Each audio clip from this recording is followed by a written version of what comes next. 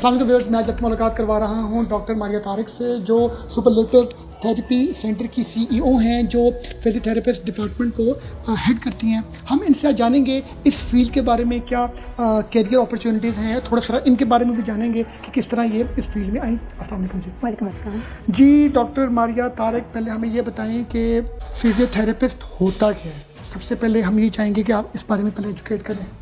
Physiotherapy एक field है जो मेडिकल की फील्ड है।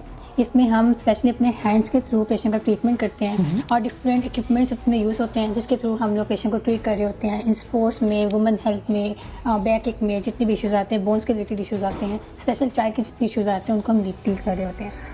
इसको आप थ्रू मेडिसिन ट्रीट करती हैं या थ्रू कोई एक्सरसाइजेस के थ्रू? बेसिकली ये विदाउट मेडिसिन ट्रीटमेंट होता है, इसमें एक्सरसाइज इन्वॉल्वमेंट होती है सारी। ठीक है, हम पेशेंट को एथलीट को इंजर्ड हुआ है तो उसको हमने अपनी ट्रीटमेंट के थ्रू, अपनी थेरेपी के थ्रू उसको इम्प्रूव करना है ताकि वो खेल सके। इसमें आपके पास डिफरेंट एक्सरसाइज आ जाती हैं, इसमें थेरेपेटिक एक्सरसाइज आ जाती हैं, इसमें हमारे पास मोडेलिटीज़ आ जाती हैं, डिफरेंट टेक्निक्स आ जाती हैं, जिसको हम यूज़ करते हैं। तो पेशेंट्स पर डिपेंड करते हैं कोई इंजरीज किस लेवल की हुई है तो हम उसको ट्रीट कर रहे हैं। ये जो फिजियोथेरेपिस्ट बनने के लिए क्या डिग्री लेनी पड़ती है, थोड़ा सा as a career point of view से आप गाइड कीजिए। फिजियोथेरेपी करने के लिए आपको मैट्रिक जैसे हम करते हैं, उसके बाद हमें एफएससी करनी पड़ती है। एफएससी करने के बाद हमें एंट्री टेस्ट देना पड़ता है। एंट्री टेस्ट देने के बाद हमारे जो मार्क्स आते हैं उसके अकॉर्डिंग डिफरेंट मेरिट लगते हैं, मेरिट पे जो आप जाते हैं एडमिशन आपके होते हैं। तो ये नॉर्मली जैसे 5 ईयर्स की डिग्री है ये, ठीक है। और पहले 4 ईयर्स की होती थी, फिर उसके बाद 5 ईयर्स की प्रोग्राम पूरा हुआ डिग्री, और उसके बाद मास्टर्स में इसमें स्पेशलाइजेशन होती है 2 ईयर्स की, और फिर पीएचडी।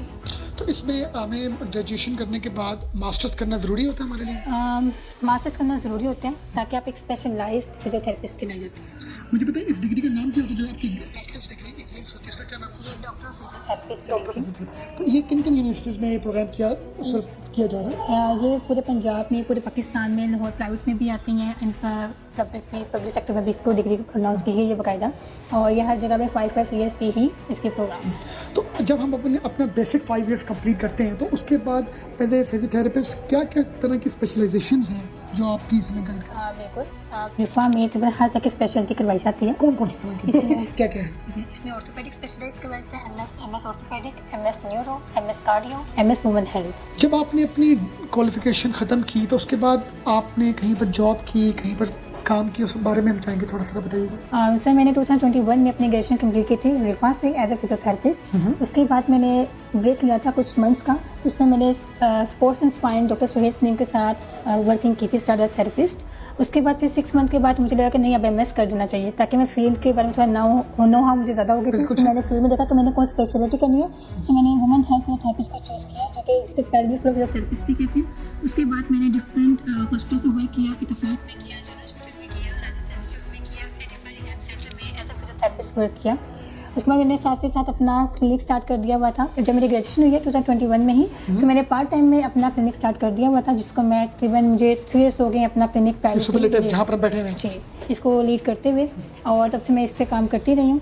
और ये है कि इसके अलावा मैंने डिफरेंट सर्टिफिकेशन ली हैं, जो कि 2 मैंने यूके से ली हैं, जो कि ड्राई नीडलिंग और काइनेजो टेपिंग है, और एक मैंने सर्टिफिकेशन फिजियोलॉजिक से ली है, जो कि फिटनेस ट्रेनर के ऊपर है। ये पीएसपी से लिंक है इसका, और बस मेरी अभी तक यही सर्टिफिकेशंस हैं। और मैं as a now lecturer ILM institute में एज ए लेक्चरर वर्क भी कर रही हूँ, और इन सेकेंड ईयर सुपरलेटिव को लीड भी कर रही हूँ। तो क्या मैसेज आप हमारे व्यूअर्स को देना चाहेंगे प्लीज़? हाँ बिल्कुल, ये बड़ा इंपॉर्टेंट मैसेज है। कोई बहुत से लोग मुझसे क्वेश्चन भी करते हैं कि हम फिजियोथेरेपी में करें या ना करें।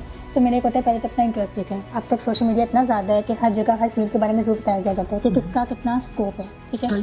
तो अगर तो आपका इंटरेस्ट है तो आप इस फील्ड को लें, इस फील्ड को करें, इस फील्ड को अपॉर्चुनिटीज़ खुद आप बनाते हैं, ठीक है। पहले अपॉर्चुनिटीज़ नहीं आती हैं, लेकिन वक्त के साथ साथ बहुत सारे अपॉर्चुनिटीज़ आना शुरू हो जाती हैं। अगर मैं अपने आप को 5 साल पहले देखूँ कि मैंने फील्ड में किस तरह सर्विस करना शुरू की, किस तरह अपने आप को एक उस फील्ड में लेके, जबकि मुझे भी बोलना नहीं आता था। बार बार मुझसे इंटरव्यू में कहते सवाल होते हैं कि आपने इतना वर्क क्यों किया है, तो मैं यही कहती हूँ कि मैं एक शाय पर्सन थी, बोलना नहीं आता था। तो मैंने तब क्या किया, डिफरेंट एक्टिविटीज़ में जाके पार्टिसिपेट करना शुरू किया, उसको लीड करना शुरू किया।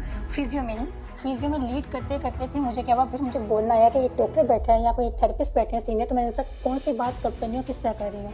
और शायद इसी वजह से आज आपसे मेरा एक सेशन भी हो रहा है। तो ये एक बहुत बड़ी अपॉर्चुनिटी है। तो छोटी अपॉर्चुनिटी से बड़े में जाना कोई नुकसान नहीं है। सबसे बेस्ट चीज़ है कि आप छोटे से स्टेप बाय स्टेप ऊपर चल रहे हो। सो जो लोग इंटरेस्ट है तो वो इस फील्ड में आए, इस फील्ड को पढ़ के। और ये नहीं है कि फील्ड में अगर इस फील्ड में कुछ नहीं है, इस फील्ड में पाकिस्तान में रह के भी आपके पास पैसा भी है, आपके पास इज्जत भी है, लेकिन वो डिपेंड करता है कि आप इस फील्ड को कैसे आगे लेके चलते हैं। थैंक यू वेरी मच जी, आपने बड़ा अच्छा गाइड किया। व्यूअर्स आपने देखा, थैंक यू वेरी मच।